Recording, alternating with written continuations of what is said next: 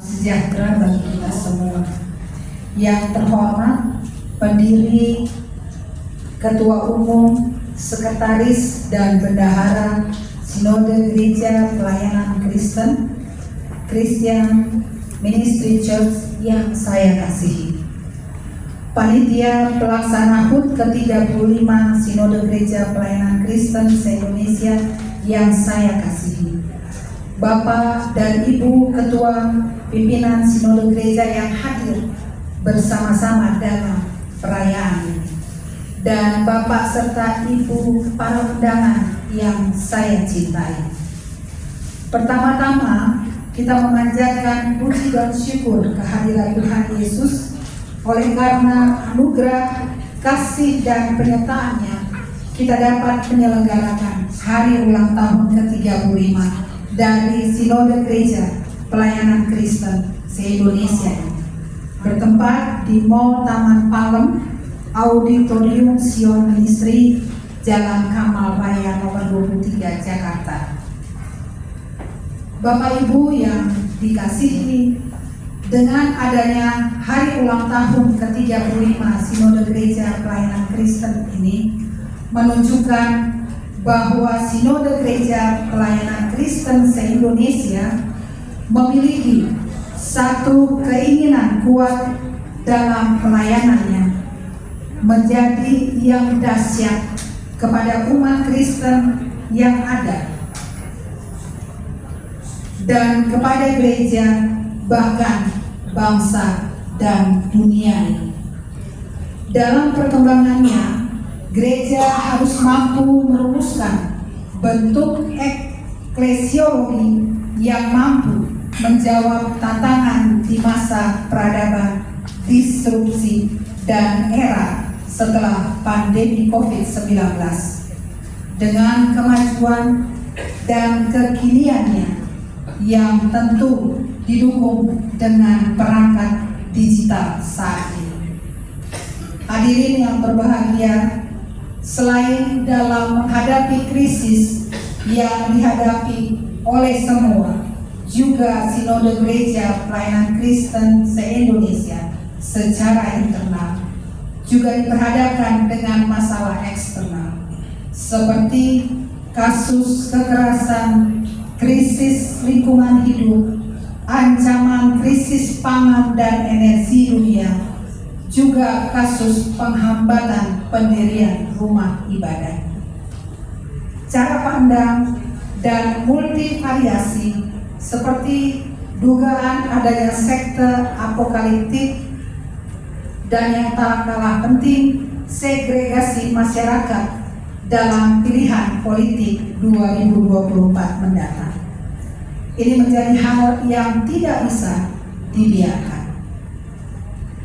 Dalam menghadapi mengerasnya politik identitas yang dihadapi dalam masyarakat, juga menjadi perjuangan bagi gereja-gereja untuk berpikir dan merumuskan cara pandang teologi kebangsaan dengan moderasi beragama yang tepat bagi gereja dalam memberikan pandangan yang menolak diskriminasi, radikalisme, dan ketidakadilan.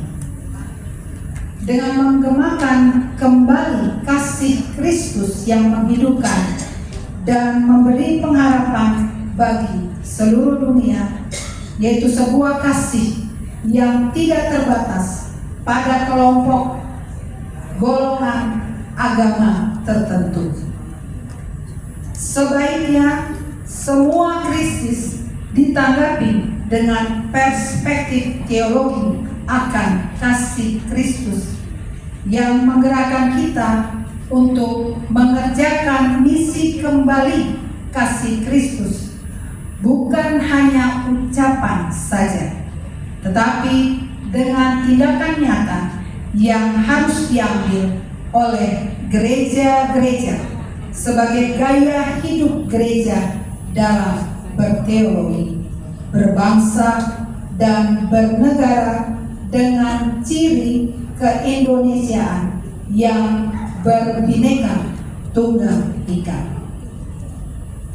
Hadirin yang dikasihi, dalam kesempatan ini saya mewakili Direktur Jenderal Bimbingan Masyarakat Kristen ingin mengingatkan tentang semangat Kementerian Agama yang baru dan semangat baru dalam mengelola Kementerian Agama. Semangat Kementerian Agama baru itu dapat diterjemahkan dengan beberapa kata kunci. Pertama, manajemen pelayanan dan tata kelola birokrasi yang harus semakin baik, termasuk pendidikan agama dan keagamaan serta pusat pelayanan keagamaan. Kedua, penguatan moderasi beragama. Salah satu penekanan moderasi beragama adalah pada penguatan literasi keagamaan, budaya toleransi, dan mewujudkan nilai-nilai kebangsaan.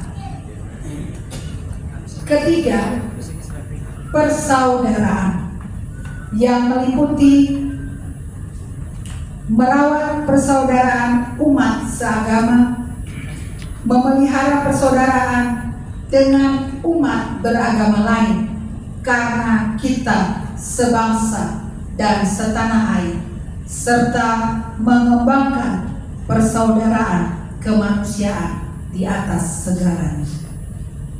Saya mengajak dan mendorong kita semua umat Kristen memiliki rasa action filantropi Kristen sebagai implementasi kasih, khususnya dalam hari ulang tahun ke-35 Sinode Gereja Pelayanan Kristen se-Indonesia untuk terus-menerus tanpa lelah dan jemu mewujudkan cinta kasih sesuai dengan apa yang telah diajarkan Tuhan Yesus dalam seluruh kehidupan kita, seperti yang terdapat dalam 1 Yohanes 4 ayat 8 yang berbunyi, barang siapa tidak mengasihi, ia tidak mengenal Allah, sebab Allah adalah kasih.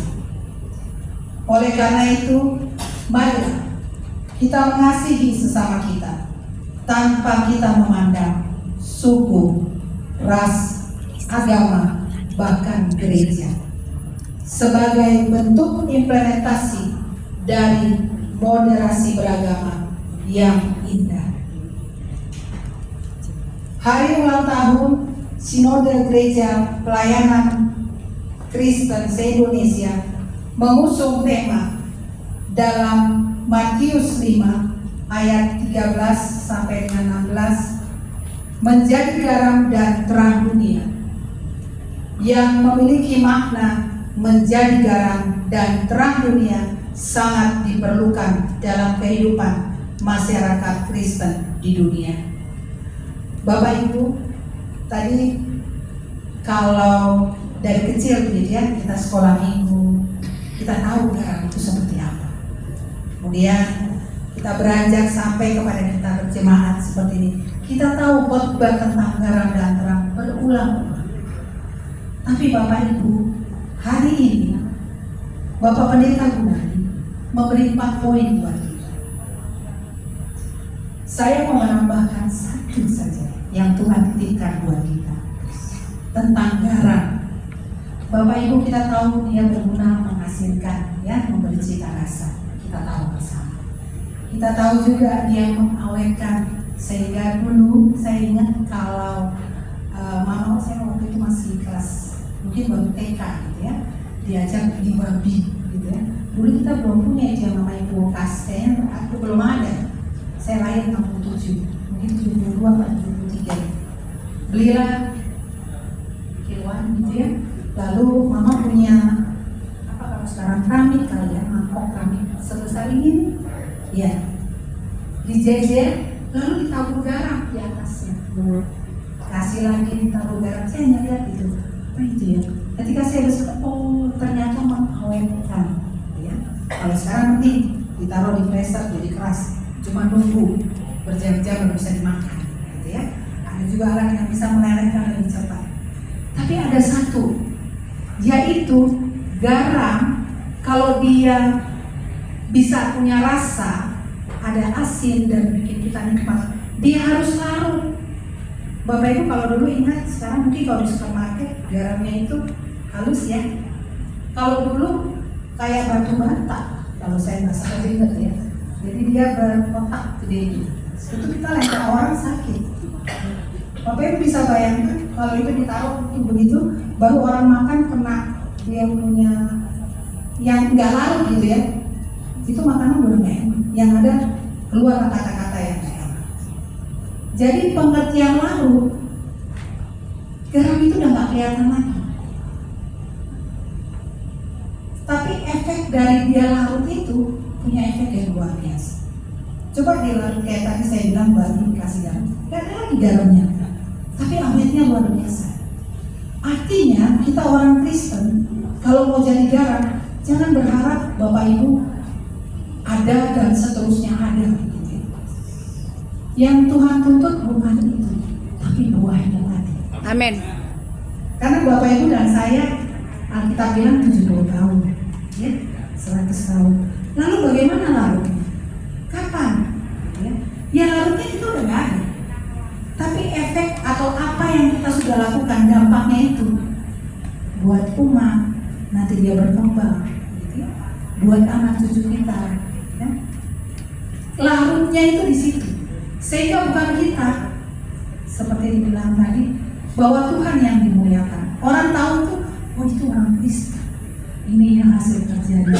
Seperti tadi Pak pendirinya Bapak Daniel gitu ya. Nanti Bapak Ibu akan cerita anak cucu siapa ini, oh pendirinya ini, ketua sinode dari si A, si B, si C. Tinggal nama, tapi pelayanannya terus sampai Tuhan Yesus. Amin. Jadi saat itu Bapak Ibu, saya titip Tuhan bilang tadi malam ini. Baik, saya lanjutkan lagi. Hadirin yang saya hormati, para pimpinan dan semua tingkat atau level kiranya menjauhkan diri dari kepribadian yang hipokrit dan sindrom narsistik atau sindrom Thanos. Reformasi dan transformasi yang kita butuhkan saat ini bukanlah menuju kekristenan yang baru, tetapi adalah jalan kembali ke Kristenan yang benar. Amin. Tanpa terjebak dengan mindset beragama eskatologi semata. Hadirin yang berbahagia, hadirin yang saya cintai, pada akhirnya sekali lagi saya menyampaikan selamat merayakan hari ulang tahun ke-35 Sinode Gereja Pelayanan Kristen se-Indonesia untuk kemajuan bangsa dan negara Indonesia. Terima kasih.